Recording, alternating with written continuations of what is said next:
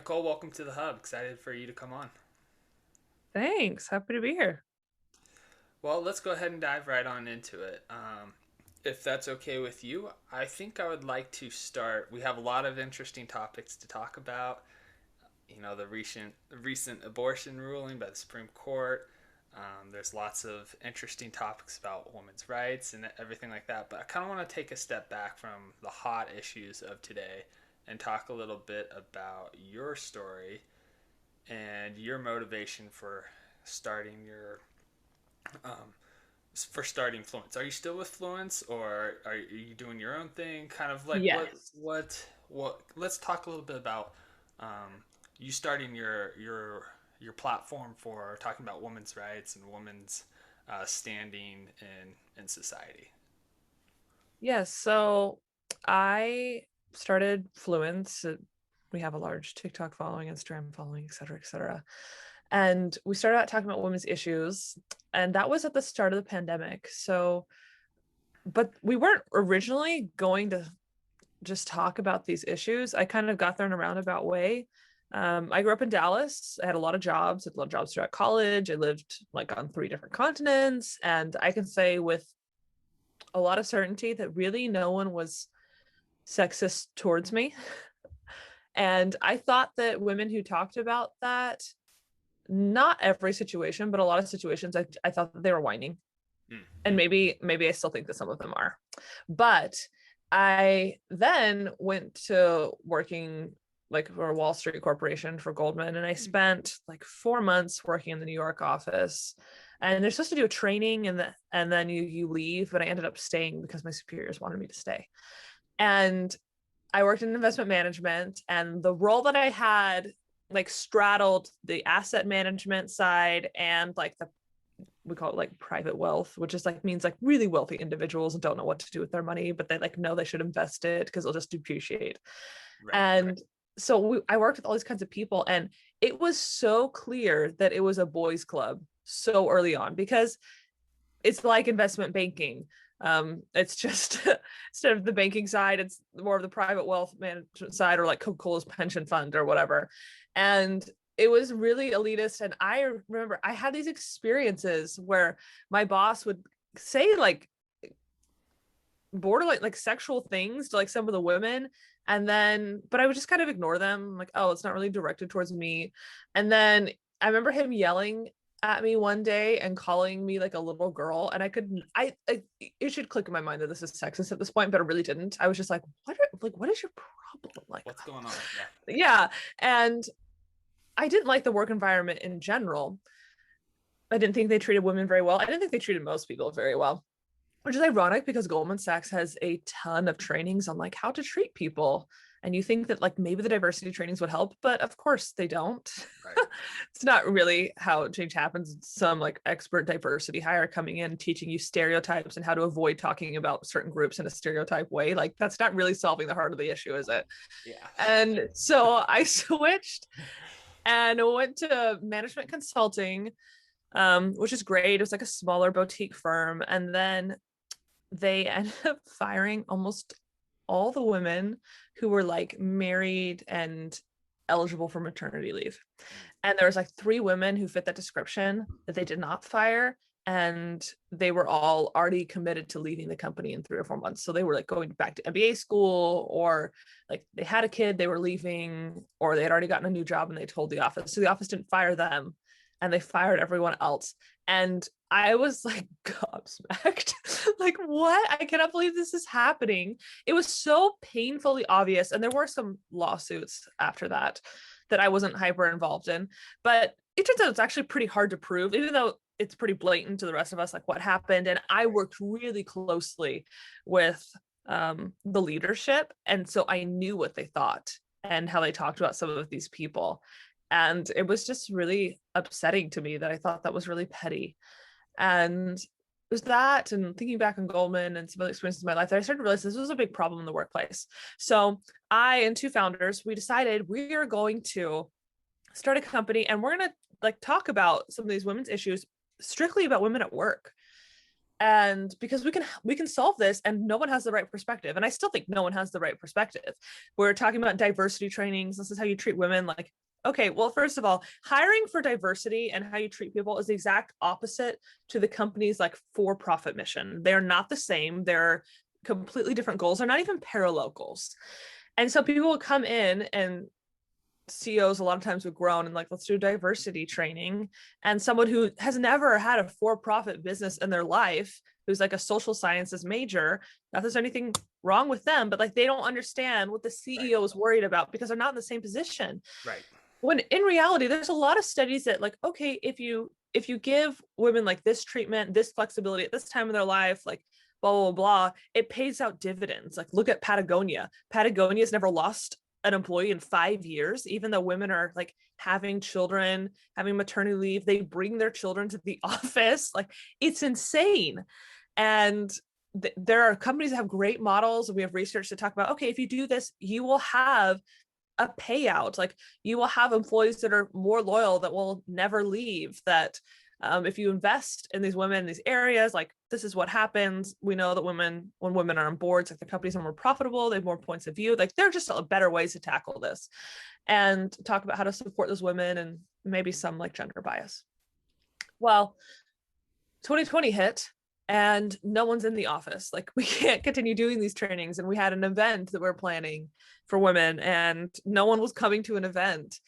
And so we pivoted really hard and started talking on social media about some of these issues. And it grew to talking about other issues because people would ask us questions. Right. And it grew like wildfire so fast. I remember like I would log in and there'd be 30,000 followers, and I'd log in and there'd be 100,000 followers. And it was during a TikTok boom too, Right. but we were so easily the largest women's group. But the world's changed a lot since 2020. And it feels like we know that about COVID, but I don't think people understand how people feel about politics and social issues has changed a lot. I mean, this is pre-George Floyd, but it's also like before we had famous trans athletes competing in women's sports. And like, this was not a conversation we were having. There was like a fringe group of people saying, oh, we should include like trans athletes into women's sports, but like that was not mainstream. We didn't have like a Hubbard, we didn't have a Leah Thomas swimming right. in the Ivy Leagues, like, and we didn't have all this conversation about like pro sex work or like pro prostitution for women. Prostitution is good for women, blah blah blah blah. Like we didn't have these rulings on abortion. Like just so much has changed. And like I said, it was I had 3 founders, and then one of the founders was responsible for bringing in all the funding. And that one founder and her whole entourage was like, we should not talk about any of the things I just listed and so much more. Like we need to pick things that are inclusive to everyone, that like no one will be upset about, basically. And as time went on, the other founder and I were just going, it's not going to work. Like those are the issues that matter. The ground that people disagree on are all the issues that matter.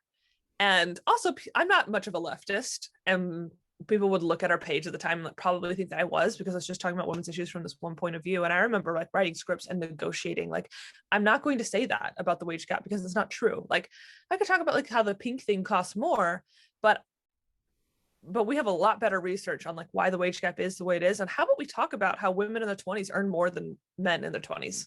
Yeah. But we're not going to talk about it because it doesn't fit the certain narrative, but that's a really interesting piece to unpack and chat about. And it got to the point where like we were just at a standstill. And I and the other founder was like, okay, well, listen, we can take the company back and we'll keep making content, because my face was still everything. I was most involved with the content and the posting and honestly doing the most work. And, you know, she and her entourage weren't so much. Like she was in some things, and anyone else was like funding or like sponsorships. It was totally behind the scenes, and they were funding things, but they weren't the face of the brand. So I kept saying like, I want more autonomy in this. And like, I didn't start a company not to have autonomy, and I still owned half of it. But basically I the founder did like a grand standoff and said, okay, like we can't keep doing this. Like we're not talking about things that are meaningful. So either you can have the company or we can have the company. You can have the company and you'll make your own content. Like we're stopping, like starting next week. Right. Or like we can take it. And they were like, well, we'll take it. We'll just dismantle it because like, we're not going to run it. And basically we're like, that's a terrible idea. And so talked them out of it, and they walked away, and we had to pay all the things. And Right. now it's actually my company is my company again with my co-founder. Are you guys still called Fluence then? Yes. So we both had babies. She had a baby in December and I had a baby in February. So Congratulations. we've still done some posting, but we started working like about 2 months ago again. Of course, we have like a team of other people too, who've like kept the wheels on, but we have some other like really big announcements, super exciting things coming out that we just haven't announced with because we haven't been able to keep with the bandwidth. And then starting in August, we have like a huge push and a huge announcement that we're prepping for. Okay, so a couple of questions about the direction of the company before we switch over to talking about women's issues. So, Yeah. are you self-funded, or do you have any VC backing? Is this, or do you have No. sponsors or some other way to fund this as well? Yeah. So still partially, well, it's been self-funded. It's from the get-go at parts, but we make most of our money. That Goldman bonuses aren't really coming in clutch here, huh? No. Yeah. But we work with brand sponsorships and get paid for content is, and of course we have like some product things. We have some more product things we'll be rolling out, but most of our income is what a typical content creators is. Got it. So, are you guys still going to focus heavily on TikTok? I mean, you timed it excellently with 2020 and TikTok and everything. So, kudos to you guys. So, are you still going to kind of focus more on social media, or are you going to go back and trying to do trainings as workers go back into the office? No, I think that someday we might do an event. Okay. But it's been like tickling my ears a lot. I've had a lot of people unexpectedly bring it back up to me, but like for a women's event. But I don't think we'll ever go back to the office trainings in the same way. No, we're so down deep this social media hole, and I think it's more powerful. Right. I think this is where you influence culture, and our culture has a lot of problems to unpack at the moment, especially for women. And I think none of the issues that like the mainstream feminist accounts are talking about are actually the issues that women care about or matter. It's interesting, and I know we're gonna head there, but it's from my perspective, it seems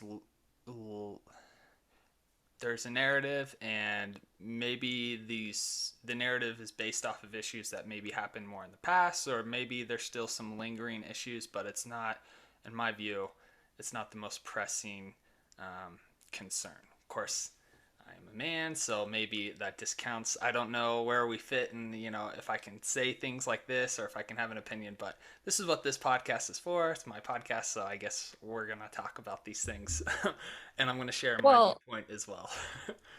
Well, right, but I think saying I don't know if I can have anyone who says that men shouldn't have an opinion. That's sexist. I mean, you're not allowing someone to have an opinion because of their sex or gender or however you want to word it. Just based on that alone, it doesn't matter if they're right or wrong. It doesn't like matter what their worldview is. Like that, it's an incredibly sexist talking point. And people say that on social media all the time. Well, men can't have an opinion about this, or white people can't have an opinion about what insert whatever you want here. Right. But it's wrong. Well, I want to talk before we dive into the women's. How do you handle, especially being on social media, two items I feel like are always crop up with content creators. One, how do you handle the hate mail, for lack of a better term? And then two, there's so much disinformation out there. How do you pick your battles on what to fight against, or what to highlight and say, actually, this isn't correct. This is actually how it is. So the hate mail. I mean, at this point, the brand things, if someone sends hate mail, most of the time I don't see it. If I happen to see it, it's pretty happenstance, but I have a team that goes through it. So that helps. I still see it into my personal account, but people who aren't following, like once you have a certain following size, you can message out your buckets a little bit, right? And so I will just go through and like read the titles of the people who I don't follow back. And you can tell if it's hate mail pretty easily on some of those. And if I'm in a really good mood, I'll kind of like go through a batch of them and like read a bunch of them and laugh at them. But most of the time I don't touch them anymore, which is sad. I like reading what people have to say, like, to me individually, and it's there's a There's lot of I feel like there's value in hearing legitimate, I don't want to say criticism, but legitimate pushback and say, actually, no, this is XYZ. This is what I right. think. Well, But and I think a lot of times it's end up like, oh, you're the worst, blah blah blah, kind of thing. yes, that yeah, that's not constructive criticism, right? No, I really like hearing from people still, because sometimes people will say things and like, well, I think this, and I'd be going, I think that too. Did you not get that from what I was saying? Like, of course that other thing is true. But they'll like take whatever I said completely out of context. I'll think, and then it's a good feedback for me. So I think I wasn't clear enough on that, you know. And I really like people talking about how they don't agree for whatever reasons. This is their story, or a lot of things. But there are certain people who are just there to troll, and you know the difference. But I compartmentalize it a lot. Like, I will go weeks without opening that folder, and I have gone weeks without reading comments. Like, post things, like reply to things. My team will be like, "Hey, this is a really good comment to reply to," and I used to read a lot of it, and well, now it's just too many. I mean, when you have like 10,000 comments on a video, of course, there's no way to read it all. So, how do you decide what issues to tackle from content creation? Well, Fluence has a set calendar of like, here are, the 13 big topics we talk about. And so those always coexist. So if anything comes up like in those topics, we're gonna grab it. But a lot of times everything outside that, it's really just when one of us who's like a content creator feels very moved by it. I can't explain what it is. We've just done this for long enough that obviously it has to stay within niche. My personal page, maybe not so much, but anything for the brand, it has to stay within niche. But women's rights is a pretty big umbrella. Right, right. And so it's like these things that I think are super false and super damaging in culture. And I'm very confident that I can dispel the myth, so to speak. Those are the issues that I talk about, wherever that intersection is. Got it. Okay.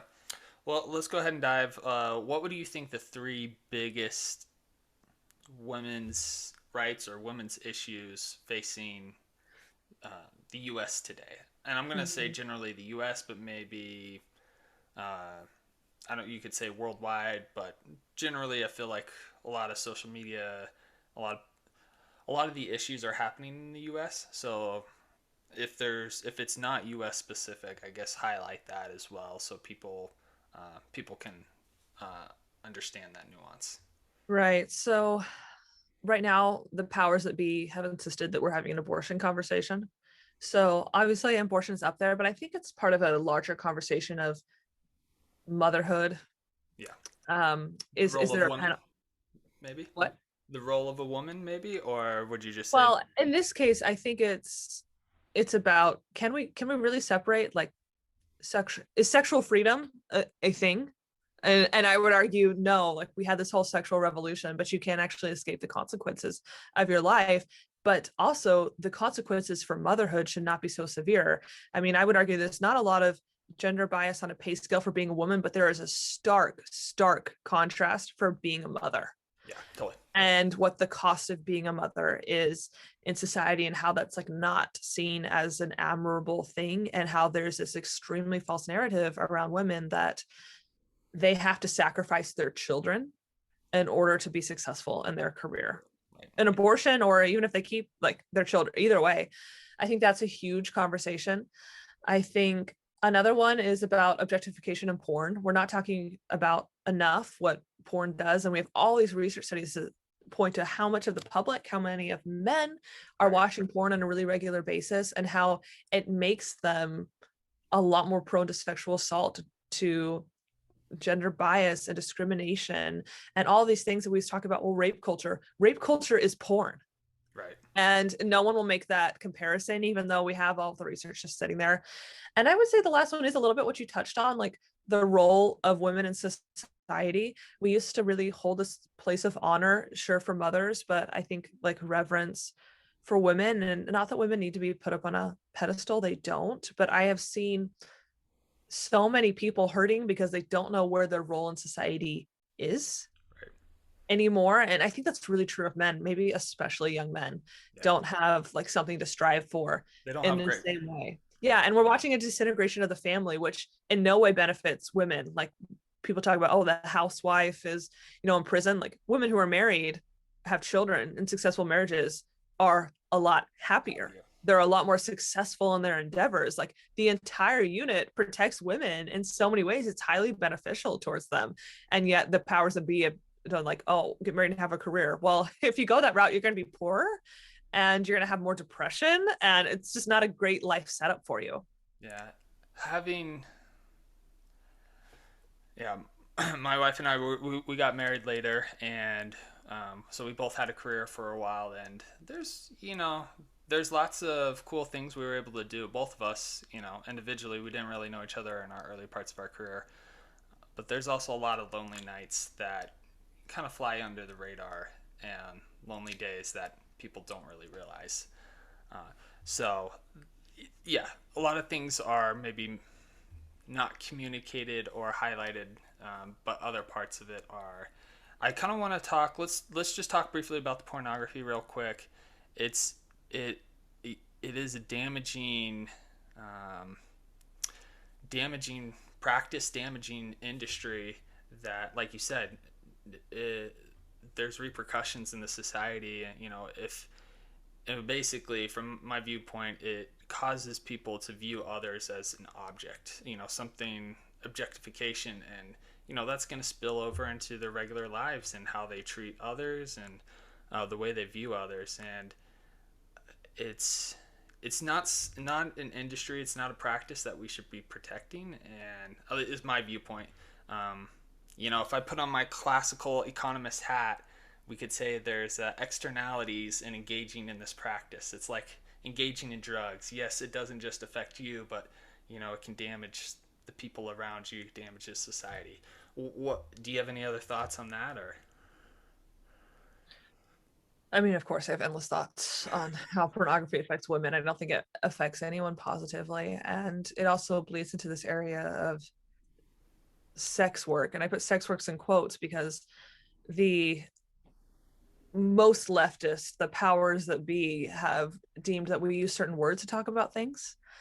So you'll hear phrases like sex work. Well, really, someone said prostitution doesn't sound good. Like someone sat down in an office and said, it doesn't sound good if we say we're pro prostitution, so we'll call it pro sex work. And they've done this with a lot of things, like your Name it so it's yeah. yes, gender affirming. And so at Fluence, we don't use the words gender affirming. Like we don't parrot that language back. We say we're not sex denying, because that's what that is. You're denying someone's sex Right. for an ideology when sex is rooted in science. And we have so many studies about pornography and what happens if we legalize prostitution. And it's horrible, and the outcomes are horrible for women, especially in society. Like everywhere where we've legalized prostitution, for example, that the abuse towards women, the amount of human trafficking skyrockets. People hold up Amsterdam and say, look how well it's working there. It is not working well there. Right. And it's like the Vegas of Europe. First of all, which is not a city that I would say is like the epitome of the morality of society. But it increases all of these risks for women. Like 85% of prostitutes have been raped at their jobs. Yeah. Most of them have been raped repeatedly. Like that's not like that should not be an occupational hazard. It's not something that's going to get better by legalizing it. And let's be honest, legalizing that is a pimp's dream. Like you're not helping the women. Most women are under control of a third party. Like it's pimps who want nothing more for them to be a legitimate business. And the same goes with pornography. Pornography and human trafficking and prostitution are so entwined that we know most of the content we see on porn sites that are just like self-filmed, we believe it's most. I would argue that there's enough evidence that it's, very much the vast majority. But at least a large portion I mean, they're rape videos. They're people in certain traffic situations, and people think, oh, like they're paid to do it, it's not their industry. That's not how coercion works. And coercion is not consent. And I think it's just we're starting to have this abortion conversation, and I think more of the the pro-life side is winning actually in a lot of ways.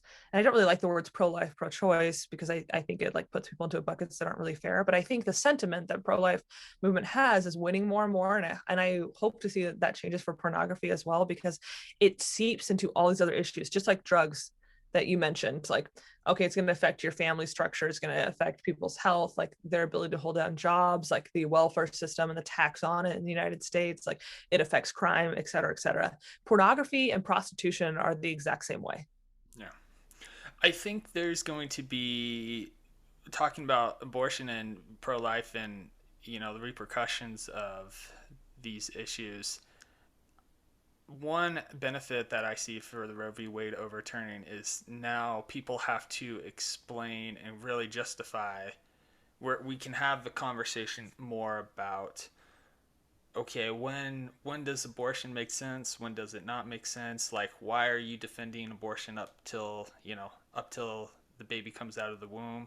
And we can talk about these things like, oh well, this person was a sex worker and she was forced to carry these children. It's like, okay, well, why was she a sex worker? I feel like before there wasn't any limits on abortion, and now because of the Supreme Court ruling, now we can have these conversations. Uh, is is that kind of the sentiment you guys are pushing at Fluence, or what's kind of your viewpoint of the recent overturning of Roe v. Wade? Well, I'd like to go back to a statement you made, like forcing these women to carry these children. And I always say to people, of course, I'm against forcing anyone to carry children. Like, of course, I'm against the government forcing women to carry children. So, like, who is raping the women? Right. Obviously, I'm against that. Like, but abortion doesn't eliminate the need to birth a child. It just births a dead child. That's the outcome of abortion. And it's traumatic, it's horribly traumatic, and that's something that's been suppressed so much. It's one of the things we've Right. gotten the most kickback for, is sharing women's stories who they had an abortion 30 years ago and then they have another child and they realize like where their child was developmentally at that stage, or when the baby came out. Planned Parenthood tries not to let women see the parts of the baby, but women who like saw the hands and like things come out or the baby, and like how they realized this was a baby, this is not a clump of cells, and they fell for the lie and they're like traumatized. Abortion increases your suicide risk several times over, your drug abuse, your alcohol abuse, your risk of depression, of anxiety, all of these things. But actually, even in traumatic experiences, carrying a baby to term eliminates those. It literally gives people a reason to live for. And they talk about, oh, it'd be so traumatic to birth a child's baby. Well, it's actually more traumatic to have an abortion. And so we talk about it from this point of view of like, this is what would be helpful for women, and they're wrong. They're so wrong, and they know at this point that they're wrong. I've had a lot of conversations with people who are really deep and into the abortion point of view, who would argue something different than I would, and into the trans movement. And it's really interesting. I've had shocking conversations with people who say, like, yeah, you're right, that's inconsistent.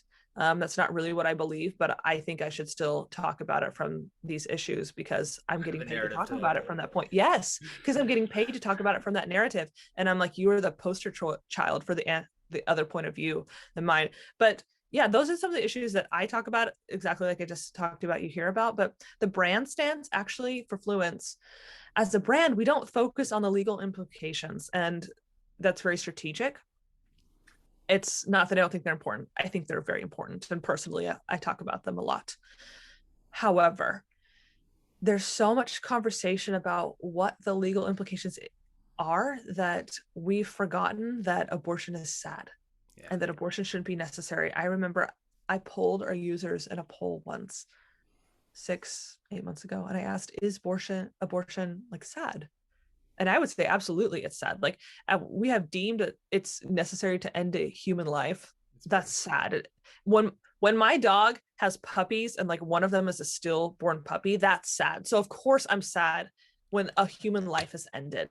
And I think that should be treated with some reverence. And I think 80% of the women in our poll said no. And that is what I realized, this is a big problem. Like, we don't have enough respect for the sanctity of life, and people would just parrot phrases back from this really like pro-choice movement, and I would argue it's not really pro-choice, it's just pro-abortion. Right. These specific lines that they're parroting, because they would get really upset when I would talk about having my daughter and like that choice. Like, she wasn't exactly a planned pregnancy. I don't care. That's irrelevant.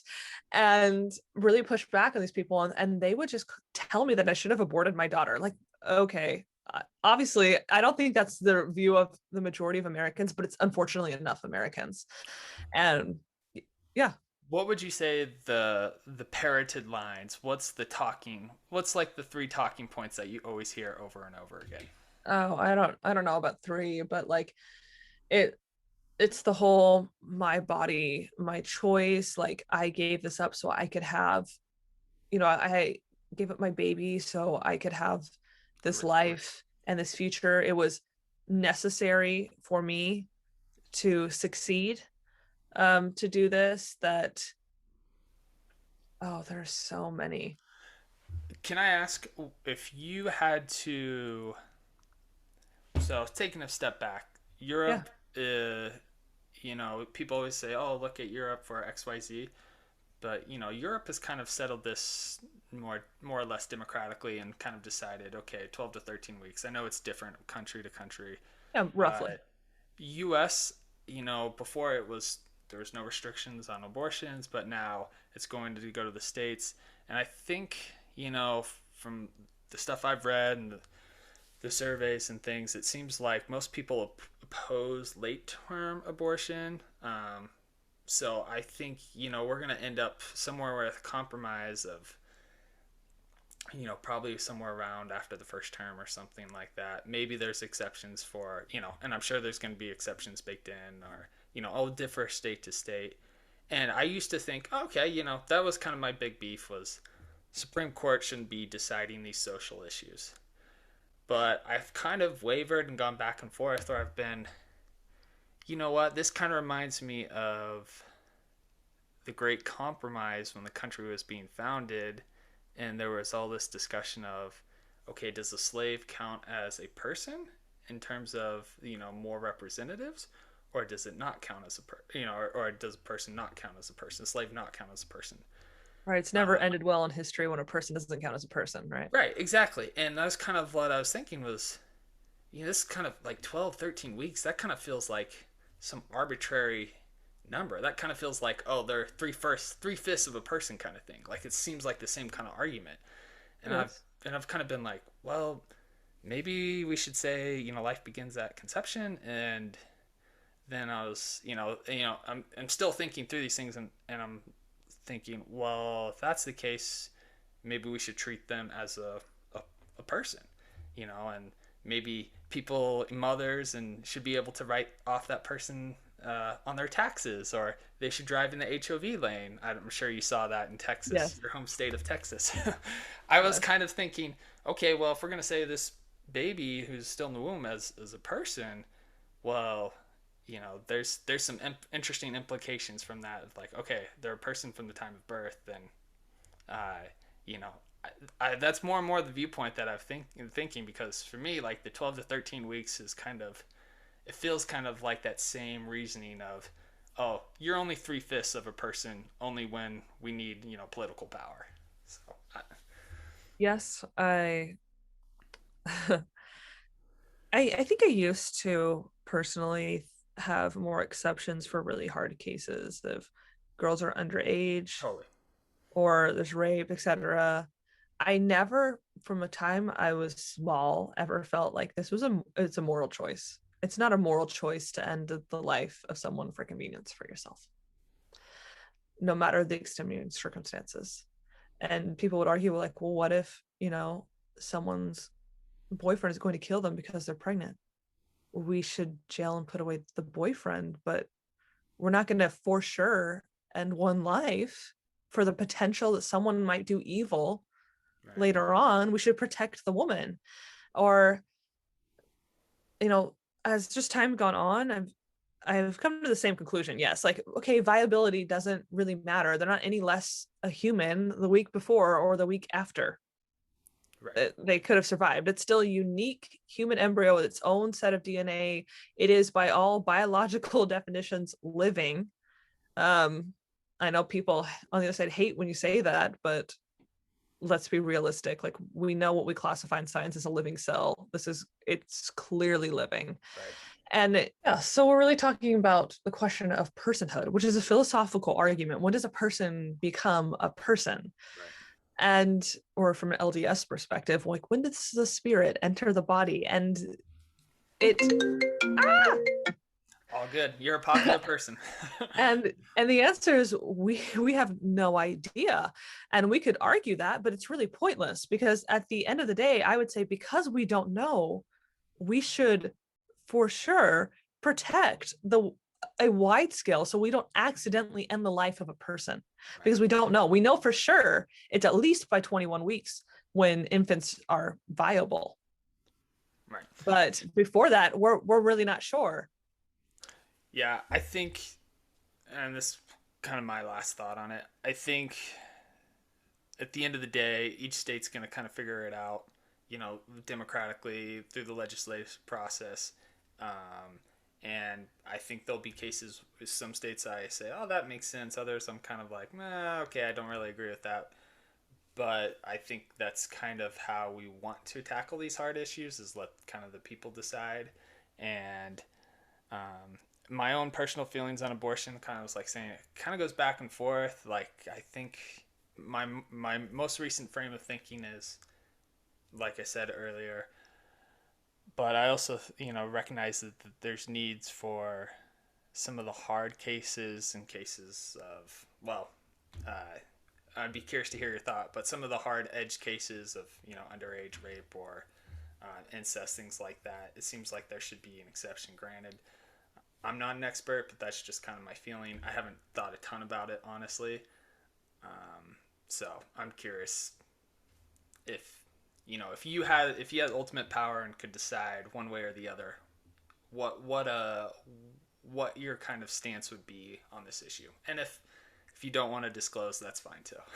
Well, right. So you and I, being of the same religion, they would say there one of the few exceptions for abortion would be like rape and incest Right. or threat to a life of a mother. I would argue that abortion's never the answer in a case of threat to the life of the matter. The threat to the life of the mother, you would deliver the baby early, but you don't have to kill the baby while they're in the womb. In fact, most of the time, that's actually more dangerous to the woman to Right. be that long in a womb dissembling something. Like, maybe you're forced to deliver a baby early, and the consequence is that the child passes away because it's too early, but you would still try to save the child. You wouldn't intentionally kill the child before they're being born, because the child has to be born either way, and those are extremely rare.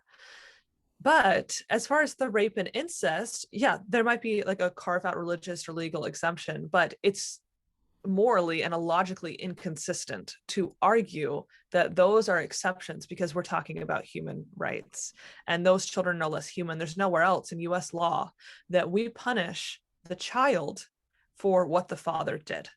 Right.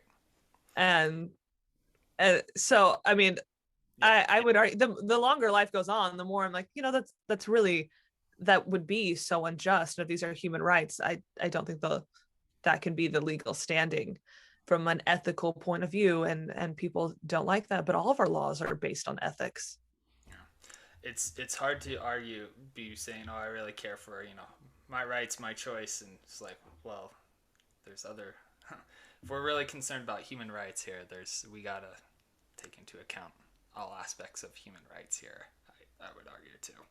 I think this kind of just goes back to the broader point of, we talked a little bit, touch base about the sexual revolution in the 60s or whatever, and you also mentioned how we're being of the same religion. It reminds me of that. There's a quote from one of our leaders that says something of the effect, you know uh, there was a double standard for men. They got their sexual freedom and promiscuity was celebrated, but women's weren't.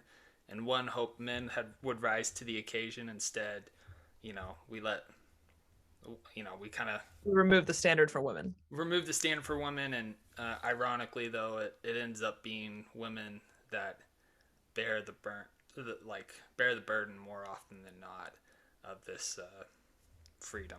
There's some quote like that. I butchered it, but Yeah, I mean, I tell young girls all the time because I talk to most people younger than me, and most of us do, like the content creation and influence side. And yeah, TikTok I'm like, is you just, yeah, just imagine how Gen Z, much, right, or whatever. right, right. I mean, just imagine how much better the world would be if women would just not have sex with loser men. Like, if you just put, how much better would your life be? How much better would society's life be?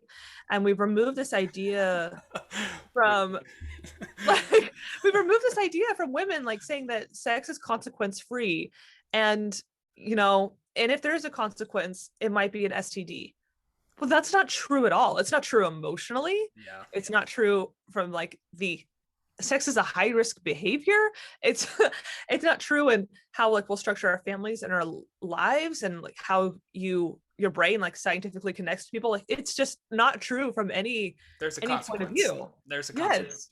And There, yeah. and I think that we're not really being honest with my generation and the generation younger than mine of what those costs and consequences are, and we're telling them that they can live in a world that doesn't have any, and it does not do them any favors. Yeah, totally. Very, very, very well put. One final thing that I want to talk about before we wrap up, and Yeah. it was the first thing. It was talking about how society values motherhood. I think is the way you phrased it, and you brought up an interesting point of, there's not really a gender pay gap for women. There's a gender pay gap for motherhood, and it reminds me of this. The research that this famous economist, some people don't like him, but Thomas Sowell. yeah, who don't really argue against his facts. And he, it's fun. It's so funny that a lot of these same conversations were had back in the 60s, 70s, and 80s. And, he went on some interview and, someone's like, well, what about the gender pay gap? And he's like, I don't find any evidence of gender pay gap. I actually find women who never took off any time, didn't, were single, weren't married, they actually make more in some cases than men. He said, Right. where I do see the gender gap is women who are married and step away for having children or whatever the case might be. And that distinction is really important. It is. And that doesn't really get talked about. What's the women make 87 cents or 85 cents to the dollar or 13 cents less than men? I can talk the talking Yeah. points quite a bit, but no one really talks about. Yes, and they don't tell you it's not comparable. They're not in that specific analogy. It's not even comparable work, and it's shocking to me how willing people are to lie about this. I don't think most people who follow these accounts and follow these talking points, like they don't know. But for example, I did an investigation into the Women's Law Center, and I think there's some work that they do that's great. But in the end of 2020, I believe it was, I think it was the December 2020 jobs report, they came out and said, okay, the jobs report came out. From the Labor Department, and we did an extra analysis on it, and we found that all of the jobs that were lost, every one of them in the United States belonged to women, and women got 0 new jobs. Just listening to that, if you have any education whatsoever, that is not statistically possible. Like, there is no way. And I was laughing, going, oh man, this is the end of like the women's law group. Like, what a joke. And instead, CBS, CNN, like all of these new networks picked it up, like the @feminist accounts, and started talking about how true this was. And I went, did you not even think about it? So I downloaded the whole file, and I spent a significant amount of time like going through it and how they got to their numbers. There's like it's not even close. If you had estimated in something like far more generous than I would ever be able to estimate, like I could never come even close to that number. It was so ridiculous. And I think there was a disproportionate amount of women who were laid off. There were a lot of like women who were full-time that got moved to part-time, so they didn't have to pay health insurance, or if they had children at home, they left, stayed home with their kids who weren't in school as much. And there were women who were working part-time, and they just cut jobs, and they cut the part-time employees first, and that disproportionately affected women, especially mothers. I think that was true, but it's because those women were working part-time because they were mothers, not because they were women. Right. And the fathers weren't cut in the same way. It's because they were mothers and they were spending time with their children. And there could be a whole argument of, okay, well, what if we we have men who take paternity leave and all these things. Can we make it more equal? And maybe that would work in a society where we had more men who were equally parenting with women because they were married to those women. But we have so many Yeah. broken families. It's not really the reality. Or we talk about Europe. Europe has this great paid leave. The other part we're not talking about is Europe has far less women in management. They have less female CEOs, they have far less women in mid-level management. Right. And it's because women can take off so much time with their children. And maybe that's worth it. Maybe it's worth it to us as a society to say that you know what, we want a parent to stay home and raise their children and not put them in like government funded daycare because it's not a great situation for these children. Maybe they need like early developmental connection. And as a society, in 20 years, it will yield a better society of less kids on drugs or, whatever, less children who are obese. And it will be better for us if we pay for some maternity leave. But if we do that, we can't have the same goals of having women in leadership and CEOs because there's a trade-off. There will be a trade-off. More women will choose to stay home than men. If we give them the choice in Scandinavian countries, when they have all the choices in the world, women still choose to stay home more often in that utopia than they do here. And there are trade-offs and costs to that. And it's just unrealistic to say that women in their career need to look exactly like men's. That's not equality. It's having the same opportunities is equality. But No. saying that your life has to fit a man's mold, your working career now has to fit exactly what a man's looked like from the 50s, like that's not equality. Why would that be the model we would use anyways? It's not exactly making the men happy, is it? Yeah. Well, isn't that the whole second or third wave? I forget how many waves of feminism there are, but the third one is that Third or basically fourth. you have to give up your, if you have to give up your career, like that's the whole point of it is you give up motherhood so you can work, you can be the CEO, and that's the whole push behind. Yeah, don't have Yeah, children. it's a lot Don't have. about gender bias at work and maybe like the Me Too movement mixed in Yeah. there. I two thoughts.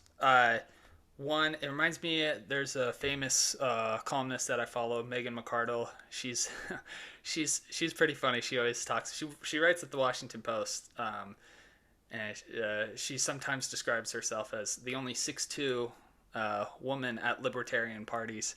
But she talks about how she worked in tech and like tech consulting, and she was like, man, why is, people always be like, oh well, people always say, oh, we need more women in tech or whatever. It's always guys, and it's always just guy engineers. And she tells the story of, well, when I was in that role, when the weekend would come, I would go out, hang out with friends, do stuff social. My coworkers, when we would come back and I'd talk to my coworkers on Monday, I would tell them, oh yeah, I went to this concert, ate at this restaurant, blah blah blah, and their coworkers would be like, oh sweet, I built this new network, or I spent 12 hours on Saturday doing this, and it's like, oh, okay. If we give people choices, allow people to decide, and this kind of goes to your point about Scandinavia and Nordic countries, people are going to choose different things. You're almost going to have more unequal outcomes if people have the ability to choose.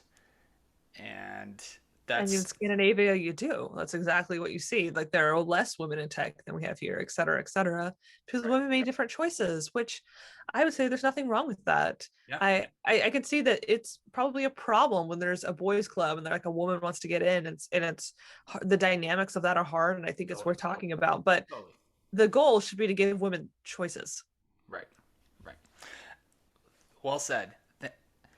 Nicole, I think we'll end on that note. Appreciate you coming on, spending some time talking to us. Obviously, there's a lot more that I would like to talk about. I'm sure there's a lot more you'd like to talk about as well. But I think this gave our listeners, my listeners, a good flavor of kind of the topics you're thinking about, you're discussing, and maybe hopefully it opened their mind to some maybe different ways of thinking about things. I think the point that you brought up at the very end is so key. Policy choices, a lot of times public policy and the laws that we make and the things that we push, the narratives that we push, there's always a trade-off. And if a narrative is not highlighting the trade-off, I would think you need to be suspicious of it, or at least take into account, okay, what am I giving up if, I say this is what we want? What's the trade-off? There's always trade-offs, and I think a lot of times the media whoever the case might be, they don't highlight those trade-offs well enough, and so you're just thinking, oh yeah, we should just do this. There's no cost to the other side. If we don't do it, like there's all these bad things, but it's like, well, if you do it, you also give up XYZ, and I don't think those are highlighted enough. Yeah. So Get the nail on the head. Thank you for having me on. It's so fun.